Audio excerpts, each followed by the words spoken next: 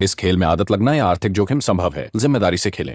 हे आता ऐकायला मिळणार नाही, कारण इंडियन गव्हर्नमेंटने आता एक नवीन बिल आणलेलं आहे. तो जर पारित झाला तर जे ऑनलाईन गेम्स आहेत ज्यामध्ये पैसा लावून पैसा जिंकता येतो आणि त्यासोबत ॲडिक्शन लागतो, अशा गेम्सला बॅन करण्यात येईल. म्हणजे जसं ड्रीम 11 आहे, रमी सर्कल आहे, पोकरबाजी आहे, MPL आहे, यासारखे ऑनलाईन गेम्स आणि प्लॅटफॉर्म्स, वेबसाईट हे बंद होतील.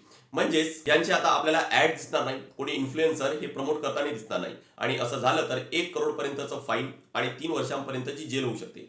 पण एक लक्षात ठेवा की इथं फक्त असेच गेम्स बॅन केले जातील ज्यामध्ये पैसा लावून पैसा जिंकता येतो किंवा ॲडिक्शन लागू शकतो. म्हणजे जे स्किल बेस्ड गेम्स आहेत किंवा एज्युकेशन बेस्ड आहेत त्यावर बॅन केलेलं नाही आहे. पण यासोबत याची ना दुसरी बाजू पण आहे.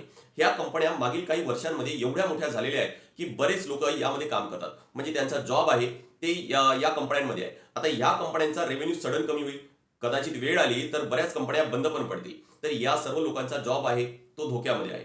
यासोबतच गव्हर्नमेंटला या कंपन्यांकडून टॅक्सच्या स्वरूपात खूप जास्त रेव्हेन्यू जनरेट होतो. आता सडन काय होणार की तो टॅक्सच्या स्वरूपात जनरेट होणारा रेव्हेन्यू आहे तो कमी होईल किंवा बंद होईल. म्हणजे गव्हर्नमेंटला सुद्धा इथून नुकसान आहेच. आता हे सर्व जरी असलं तरी पण मला पर्सनली वाटतोय की हा निर्णय योग्य होता. भलाही उशीर झाला असेल पण ही गरज होती काळाची. कारण बरेच लोक आहेत ते याला ॲडिक्टेड होत होते.